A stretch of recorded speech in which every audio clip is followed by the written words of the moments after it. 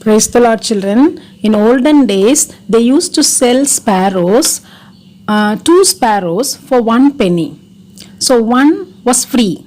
But Jesus Christ, our Lord and Savior Jesus Christ, was concerned about each one of them. So how much more is our Lord and Savior Jesus Christ concerned about us? So don't be afraid. You're worth more than many sparrows. Now we move on into this unit 17. We have been learning about reproduction in plants, and now we are going to learn about the process of sexual reproduction in flowering plants, which involves pollination and fertilization. The first topic is pollination. The transfer of pollen grains from anther to stigma of a flower is called as pollination. Importance of pollination. It results in fertilization, which leads to the formation of fruits and seed. New varieties of plants are formed through new combination of genes in case of cross-pollination. Now we move on into types of pollination. There are two types of pollination, self-pollination and cross-pollination. The first type is self-pollination, which is also called as autogamy. Self-pollination is also known as autogamy. The transfer of pollen grains from the anther to the stigma of same flower or another flower borne on the same plant is known as self-pollination. Example, hibiscus. Advantages of self-pollination. Self-pollination is possible in bisexual flowers. Flowers do not depend on agents of pollination. There is no wastage of pollen grains. Disadvantages of self-pollination. The seeds are less in numbers. The endosperm is minute. Therefore, the seeds produce weak plants. New varieties of plants cannot be produced. Cross-pollination. Cross-pollination is the transfer of pollen from the anthers of a flower to the stigma of a flower on another plant of the same species. Example, apples, grapes, plum, etc. Advantages of cross-pollination. The seeds produced as a result of cross-pollination develop and germinate properly and grow into better plants. That is, cross-pollination leads to the production of new varieties. More viable seeds are produced. Disadvantages of cross-pollination. Pollination may fail due to distance barrier. More wastage of pollen grains. It may introduce some unwanted characters. Flowers depend on the external agencies for pollination.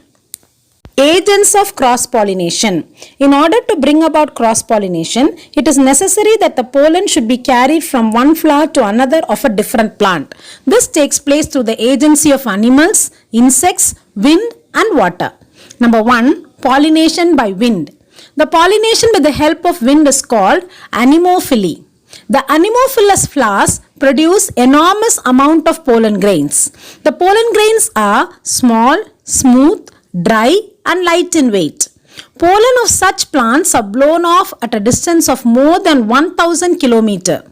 The stigmas are comparatively large, protruding and sometimes hairy to trap the pollen grains. Example, grasses and some cacti. Number 2, pollination by insects. Pollination with the help of insects like honeybees, flies are called entomophily. To attract insects, these flowers are brightly colored, have smell and nectar. The pollen grains are larger in size. The exine is pitted, spiny, etc. So they can be adhered firmly on the sticky stigma. Approximately 80% of the pollination done by the insects is carried by honeybees. Third one, pollination by water. The pollination with the help of water is called hydrophily. This takes place in aquatic plants.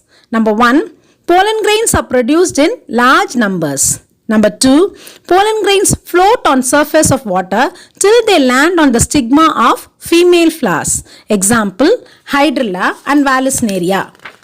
The fourth one is pollination by animals. When pollination takes place with the help of animals, it is called zoophily. Flowers of such plants attract animals by their bright color, size, scent, etc. Example, sunbird pollinates flowers of canna, gladioli, etc. Squirrels pollinate flowers of silk cotton tree. The next topic is fertilization in plants. Pollen grains reach the right stigma and begin to germinate. Pollen grain forms a small tube-like structure called pollen tube which emerges through the germ pore. The contents of the pollen grain move into the tube. Pollen tube grows through the tissues of the stigma and style and finally reaches the ovule through the micropyle. Vegetative cell degenerates and the generative cell divides to form two sperms or male gametes.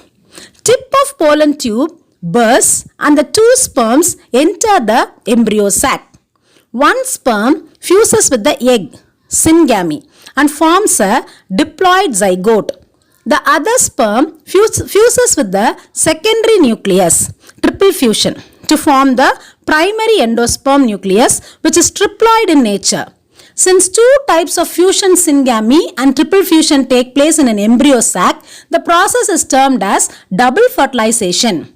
After triple fusion, primary endosperm nucleus develops into an endosperm.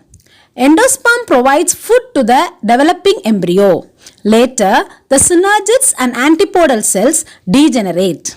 Significance of fertilization. It stimulates the ovary to develop into fruit.